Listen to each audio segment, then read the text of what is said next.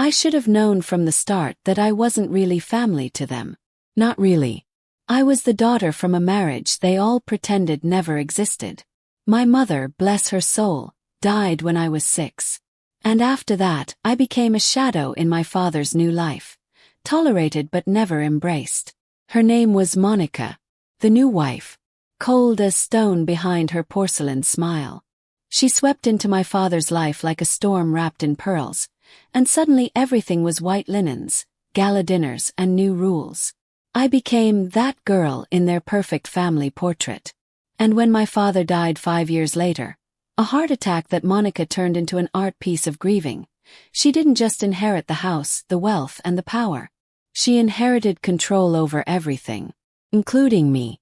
I was 16 when he died, still technically a child. And yet, she treated me like an inconvenient roommate she couldn't legally evict. I stayed because I had nowhere else to go. I kept my head down, graduated with honors, earned scholarships, and got out. And I never looked back. For years, I carved a path so separate from them that most people didn't even know I had a family. I worked 2 jobs, went to law school at night, and on the day I was sworn in as an attorney, I stood alone. No flowers, no applause, just my name and the sound of my heels clicking against the marble floors of the courthouse. That was fine. I didn't need them. I didn't want them. Until I got a call from an unknown number on a Thursday afternoon. Hi, this is Vanessa. I know this might be awkward, but I wanted to tell you in person. I'm getting married. Vanessa, my half-sister. Monica's precious daughter. The golden child. We weren't close. We barely spoke growing up. But she was sweet, or at least she used to be before Monica wrapped her in designer contempt. Still, a part of me softened. She was my sister. Blood. Even if diluted. I'd love for you to come, she continued, her voice tight with a forced warmth. It's going to be this June, at the Astoria Hills Vineyard. Astoria Hills. A place that practically spit on people like me when I was younger. But I said yes. I said yes because maybe, just maybe, this was a chance to rewrite something. Heal a scar or two. Start over. I bought a new dress. It was modest but elegant. Blue, the color my mother loved most. I even booked a room nearby and took time off work. When I arrived that day, the vineyard was humming with soft jazz and chatter. Everything was perfect. Almost too perfect.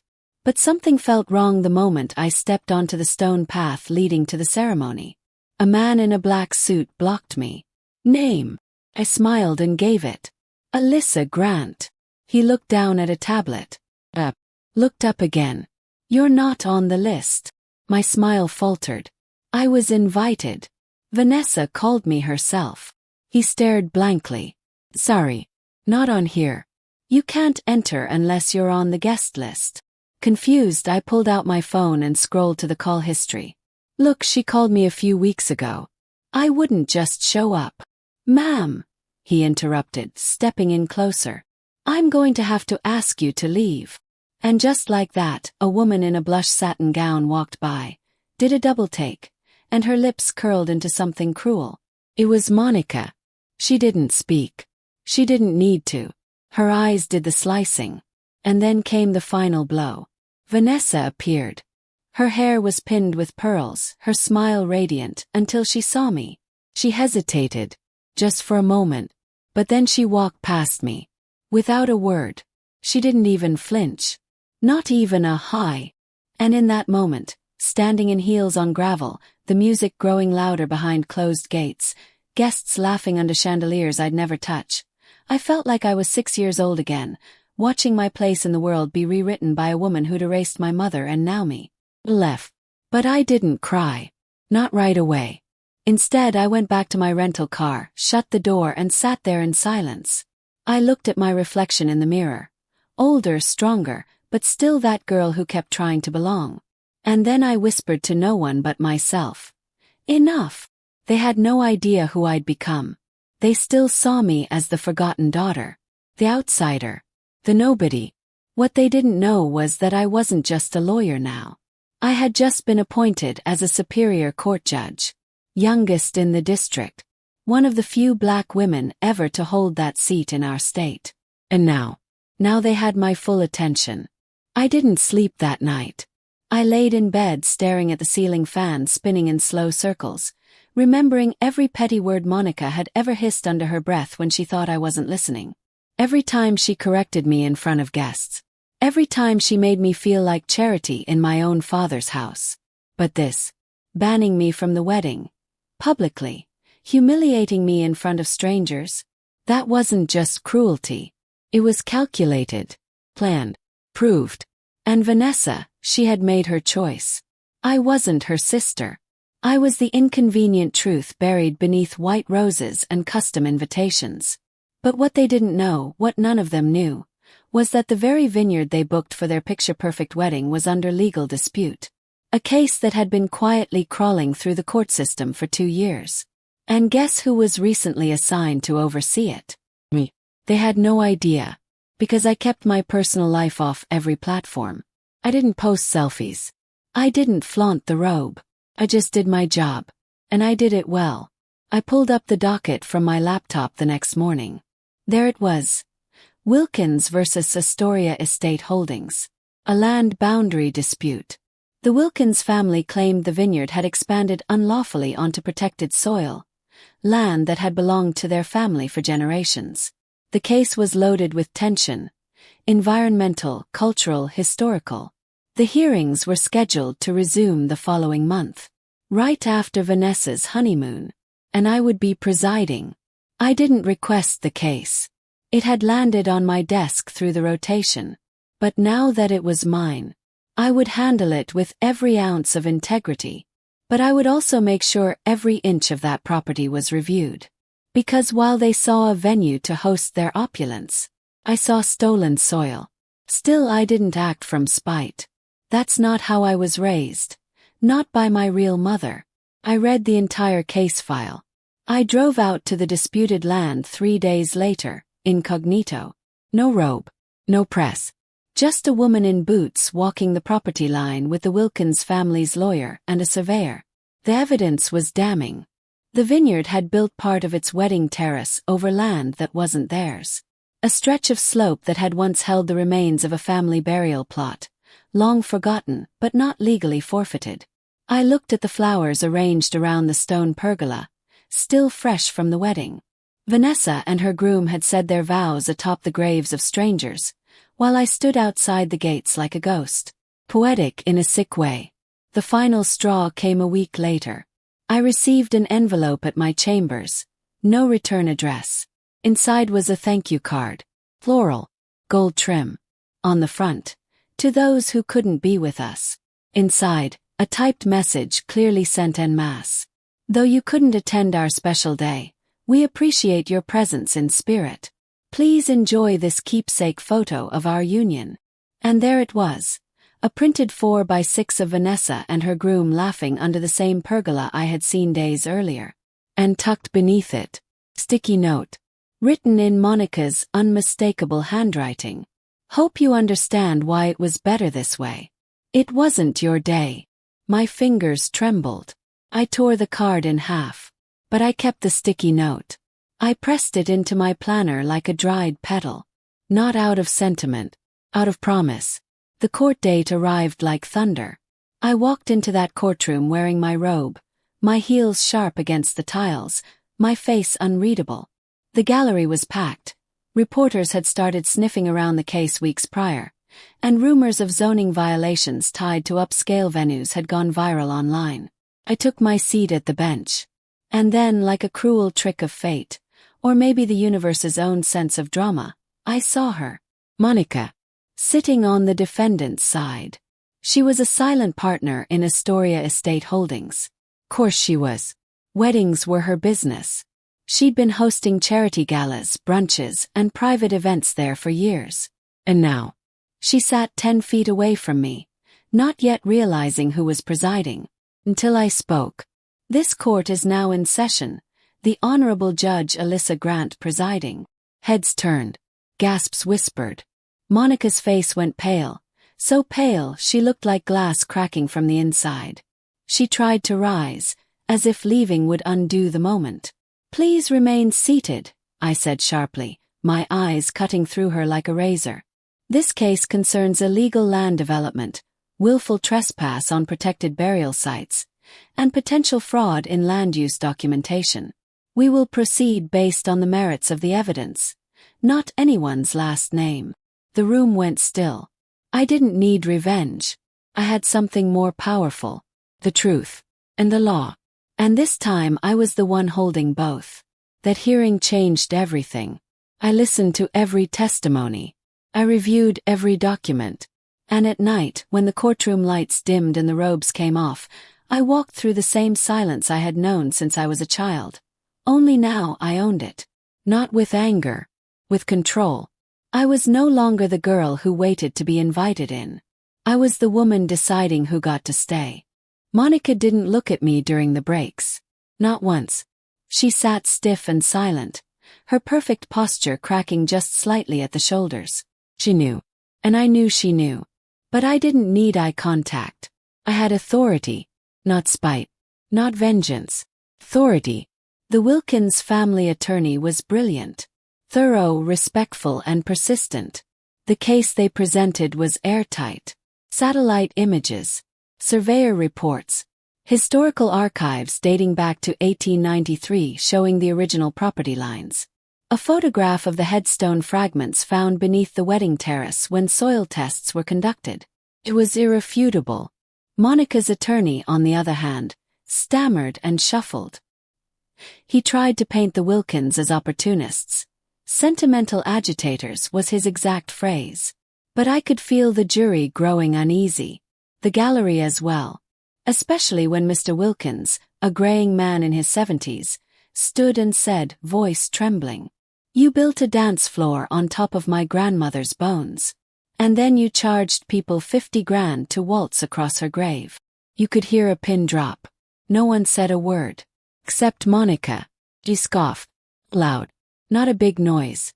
Just a single dismissive exhale. But it was loud enough. I leaned forward. "Mrs. Westbrook, unless you wish to be held in contempt, I suggest you show some respect for this court and for the deceased whose remains were desecrated." Her eyes finally met mine then, and for the first time in my life I saw fear behind them. Not the kind of fear that comes from being yelled at. The kind that comes when someone realizes they've lost control. The judgment came swiftly. Astoria Estate Holdings was ordered to 1. Cease all event operations immediately. 2. Pay a restitution of $2.1 million to the Wilkins family. 3. Relocate and honor all remains discovered on site, under the supervision of a historical preservation committee. 4. Issue a public apology and cover all court costs. The ruling would go on public record, picked up by local and national news. The same vineyard that had been paraded all over social media for its fairy tale weddings was now at the center of a scandal about desecrated graves and stolen land. I removed my robe in chambers that afternoon and sat down at my desk in silence. I didn't smile. I didn't gloat. But I did pull that sticky note from my planner, held it between my fingers for a moment, then dropped it in the shredder. Hope you understand why it was better this way. Oh, Monica, I understand perfectly now. That should have been the end. But it wasn't. Because 2 weeks later, I received an envelope with handwriting I recognized immediately. Vanessa. Inside was a letter, handwritten. Messy. Emotional. She wrote, "I didn't know they told you not to come. I swear I didn't. I found out the next day and by then it was too late. Mom said she handled it, but I never told her to. Alyssa, I wanted you there. I always wanted you there. I was just afraid. Afraid she'd ruin it if I pushed back too hard. And I guess I didn't try hard enough. I'm sorry." It was the first time in years I saw my sister through the cracks again. The girl who used to sneak me cookies under the table when Monica wasn't watching. But apologies without action don't mean much. And fear doesn't excuse betrayal. I placed her letter on my bookshelf, not out of forgiveness but out of memory. Things spiraled quickly after the ruling. Monica's name was dragged across headlines. Brides began canceling their bookings. Lawsuits followed. Vendors demanded refunds. and the investors behind Astoria Holdings pulled out, citing ethical concerns. By September, the vineyard filed for bankruptcy. Vanessa and her new husband moved into a modest apartment in the city. Monica, once queen of the hills, sold her mansion and disappeared from the social pages she used to dominate. I didn't laugh. I didn't even smile. Because watching someone fall isn't nearly as satisfying as standing tall after they tried to bury you. And I was standing strong. Few months later, something unexpected happened. I was invited to speak at a law school event, my alma mater. The topic: justice beyond the gavel. After the panel, a student approached me, wide-eyed, nervous, clutching a notepad. "Judge Grant," she said, "can I ask you something? Was there ever a case that felt personal?" Paused for a long moment. And then I said, "Yes. But the power isn't in making it personal. The power is in doing what's right, even when they expect you to burn it all down." She smiled like she understood. Like maybe she'd been hurt too. I walked out into the night, my heels echoing off the stone. No wedding gown. No champagne flutes. No string quartet. Just justice. And that was enough. The first time I saw Monica again after the trial was in the lobby of the courthouse. Not inside the courtroom but near the elevators. She looked different. Smaller somehow. Her once perfect platinum hair was tinged at the roots, her makeup no longer immaculate, and her purse, once a bold designer statement, was worn at the seams. She didn't see me at first. She was talking to a man I vaguely recognized. A real estate attorney who often circled bankruptcies and foreclosures like a vulture. She was probably trying to salvage what was left of her empire, or more accurately, her illusion of one. I could have walked past her. Could have acted like I didn't notice. But I didn't. I stepped into her line of sight and waited. Her voice stopped mid-sentence. Her head turned. And for the first time in her life, Monica Westbrook looked at me not with condescension or fake civility, but with dread. "Alyssa," she said, her voice just barely audible. "Judge Grant," I corrected coldly. "But you can call me what you always called me when I wasn't around. Forgotten. Or unnecessary. Or mistake." She opened her mouth to speak, but I wasn't finished. "Funny how I wasn't good enough for your family," I said, lowering my voice to a whisper. "But I was good enough to decide your fate." Her lips trembled. Not with tears. With pride that no longer had a shield to hide behind. "I didn't know about the land," she said quickly, defensively. "The management team handled that. I didn't authorize any." "You didn't care to look," I interrupted. "You didn't care until it cost you everything. That's who you are." She blinked, stunned. But I wasn't angry. Not anymore. I was done. I stepped back, nodded politely, and walked toward the exit. As the glass doors opened, I heard her mutter behind me. "You think this makes you better than me?" "Stop. Turn." "No," I said.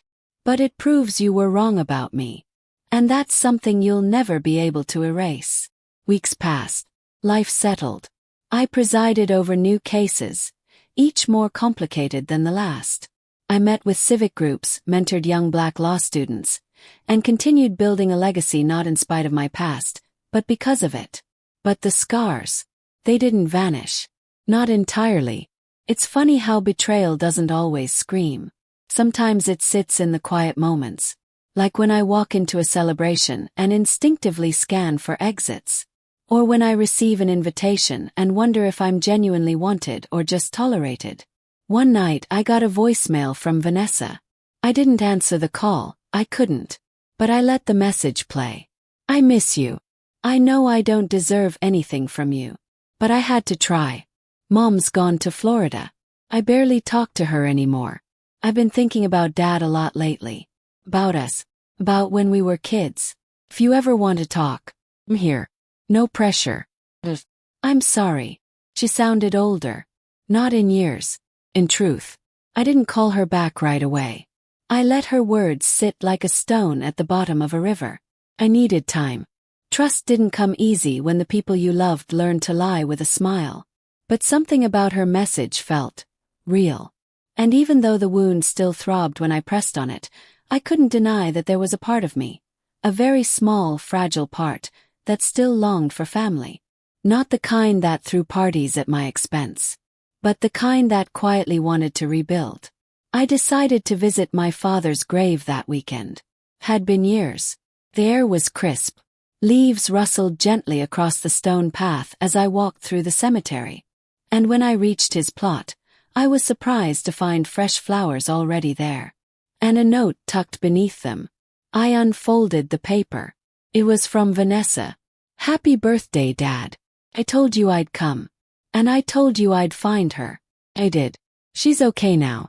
Stronger than I ever imagined. I'm sorry it took me so long."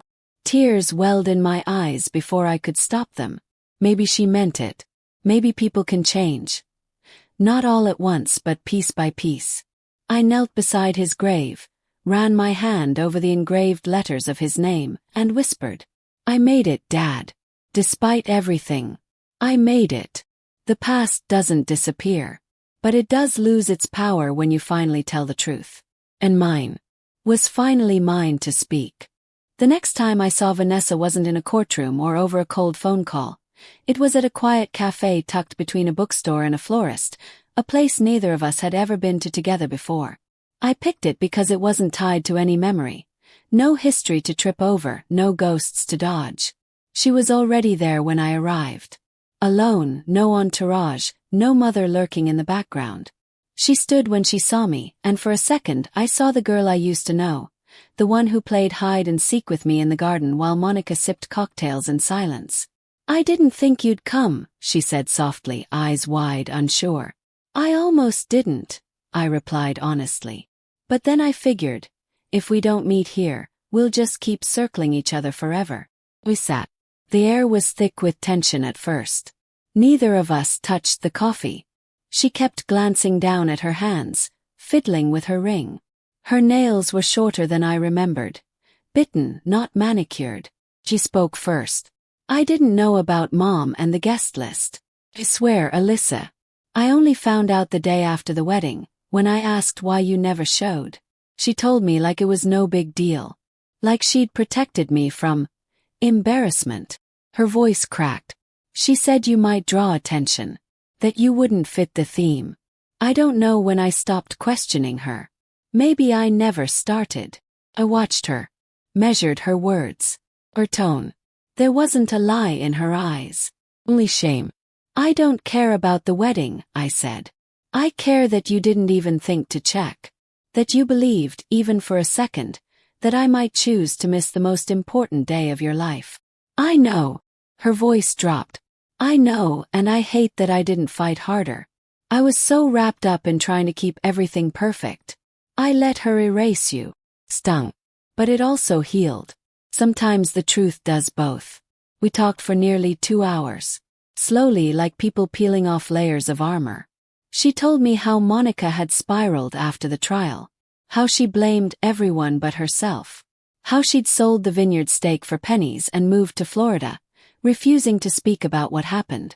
"I'm not defending her," Vanessa said. "But I think she was always afraid of you. Not in the way you think. Not because of what you became. Because she knew deep down that you were everything she couldn't be. Smart.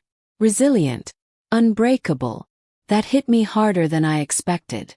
I'd spent so many years thinking I was invisible to Monica. That I was just an inconvenience. But maybe she saw me all along. Maybe the cruelty was a cover for her own inadequacy. She tried to shrink you, Vanessa added, because she knew she couldn't match you. I didn't cry. Not then. But something in me settled. A weight I'd been carrying for years loosened its grip. A week later, I received a small envelope in the mail. No return address. Just my name handwritten. Inside was a photograph. Me and my father from when I was maybe 5 years old. We were in the backyard of our old house. He was crouched behind me, arms around my waist, helping me hold a plastic baseball bat. I had the biggest grin on my face. Tucked behind the photo was a second sticky note. But not from Monica this time. From Vanessa. "I found this in an old box of Dad's things. Thought you should have it. I hope someday when you're ready we can build something real again. V. I stared at that photo for a long time. It reminded me of who I used to be. Who I still was, under the scars and the titles and the courtroom armor. And just like that I decided something. It was my father's birthday the next month. Vanessa called me again. This time I picked up. "Are you free that day?" she asked, voice cautious but hopeful. I was thinking we could visit his grave together. Maybe bring those flowers he used to like. The orange ones with the weird name. "Marigolds," I said quietly. She smiled on the other end. I could feel it. "Yeah, marigolds. I'll bring them," I said. And I meant it. For the first time in a long, long while. I meant it. We met just after sunrise. The cemetery was quiet, bathed in gold, the sky painted with streaks of coral and lavender. Vanessa was already there when I pulled up, bundled in a tan coat, her hair loosely tied back, eyes fixed on the headstone in the distance. I had the marigolds in hand. Bright orange, radiant like sunlight plucked from fire. Dad loved them. Said they were stubborn flowers. Tough, unpretentious, the kind that bloomed where others couldn't. He used to say that about me too. Vanessa turned when she heard my footsteps. Her eyes welled with tears when she saw the bouquet, and for the first time in years, she stepped toward me and wrapped her arms around me. Not with guilt, not with caution, but with the love of a sister trying to make something right. We didn't speak for a while. Just stood in silence, marigolds trembling in my hands, the wind gently tugging at our sleeves. When we reached the grave, I knelt and placed the flowers at the base. Someone, probably Vanessa, had cleaned the stone recently. It was smooth, shining, fresh. "Hey, Dad," I whispered, tracing the carved letters of his name. "You wouldn't believe everything that's happened this year." Vanessa chuckled softly through her tears. "You probably would actually." Smiled. The pain was still there. Dull ache. But for the first time it wasn't heavy. It was grounding. Like something I could carry without it crushing me. We spent the morning telling stories. Laughing even. About the time he tried to cook breakfast and nearly burned the kitchen down. Or when he bought Vanessa a dog without telling Monica. And the thing tore through her wardrobe like it was personal. We remembered his laugh. His smell. The way he said our names like they mattered more than any title or trophy. For a while it was like he never left. As we walked back to the cars, Vanessa slowed down, hands in her coat pockets. "I've been thinking," she said, her voice quiet. "I want to start over. Not just with you. With everything." I looked over at her. "Start over how?" "I applied to law school." And blinked. "Wait, seriously?" She nodded. "I don't expect to be like you. But watching you, how you carry yourself, how you fought for what was right even when it meant exposing Mom, it made me realize I've been playing someone else's game. Living her life. I want to build something that's mine." I was stunned. Proud. Worried. Hopeful. Mostly proud. "You'd be a great attorney," I said. "You just need to unlearn a few things." She laughed. Understatement of the year. Later that week, I received an email from the State Bar Association. They wanted to feature me in an upcoming profile series. Women who rewrote the rules. They'd heard about the Astoria case. The media hadn't died down, apparently. Normally I turn those things down. I didn't like the spotlight. I preferred to let my work speak for itself. But this time, said yes. I wasn't doing it for me. I was doing it for every girl who had ever been told they didn't belong. Who had been turned away from gates built to keep them out. Who had been made to feel small by the very people who should have loved them most. I wanted them to see what quiet power looked like. The day of the interview, the photographer asked me to bring something personal. A keepsake, a symbol, something that grounded me. I brought the marigolds. I held them in my hands, gently, as the camera flashed. When the article came out, the quote they highlighted was one I hadn't planned to say. Sometimes the most powerful revenge is living a life they said you'd never be strong enough to live. Not loud. Not petty. Just real. It went viral. Thousands of messages. Stories from strangers. Young women, older women, even men, writing about the scars they carried and how hearing my story made them feel less alone. It wasn't about Monica anymore. It wasn't even about the wedding. It was about reclaiming my name, my place, and my power, and letting others know they could do the same. It's strange how healing doesn't come with trumpets or applause. It arrives quietly, in the moments between. Like when you finally exhale and realize you've been holding your breath for years. Or when your phone rings, and this time you're not afraid to answer. Vanessa called me last Thursday.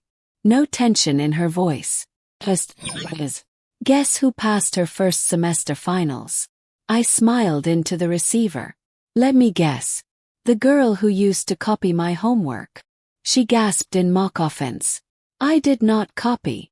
I skimmed your answers and improved them. We both laughed. Had become like this lately, natural, gentle. The kind of sisterhood I never thought we'd find again. And it didn't erase what came before. The betrayal still happened. The banishment. The sticky note. All of it. But we chose not to live in those shadows anymore. Monica, as far as I knew, was still in Florida. She tried to reach out once. A terse email saying something about setting the record straight and offering to meet for closure. I never replied. Closure isn't a conversation. It's a choice. And I'd already made mine. I let go of needing her to admit she was wrong. I let go of needing her to see me, respect me, or even like me. 'Cause I finally saw myself. That was enough. 1 year to the day after the wedding I wasn't allowed to attend. I got dressed and drove to the courthouse. Not to preside. To witness. Vanessa's application to clerk for a civil rights nonprofit had just been approved. And she wanted me there when she signed the official documents. As she handed over the paperwork to the supervising attorney, she turned to me and whispered, "Thank you for showing me what a real woman looks like." I didn't cry. But something cracked open inside me, the kind of crack that lets the light in. Afterward, we had lunch at the same cafe where we first reconnected. I ordered the same thing. Black coffee, chicken panini, no tomatoes. She teased me for being predictable. Midway through, she reached into her purse and pulled out a small box. "I know it's silly," she said, "but I wanted you to have this." Inside was a silver pendant shaped like a gavel.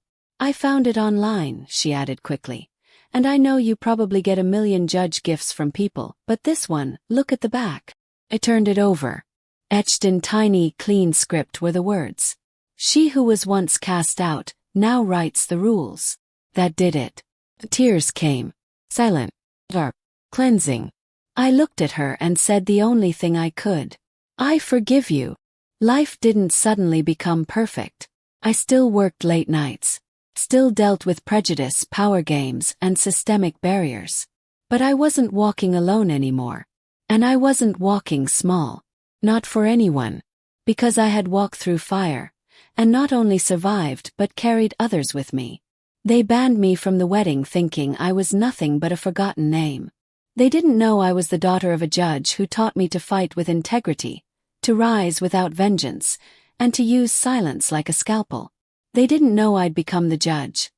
Not just of law, but of what I allowed in my life. They didn't know that their exclusion would light the match that forged the woman they tried to erase. But now the world knows. And so do they. The worst kind of betrayal isn't loud. It's the kind you survive in silence. But strength grows in that silence. And sometimes the most powerful revenge is no longer needing revenge at all. They cast you aside because they feared your power. Reclaim it not with rage, but with grace that shatters glass ceilings.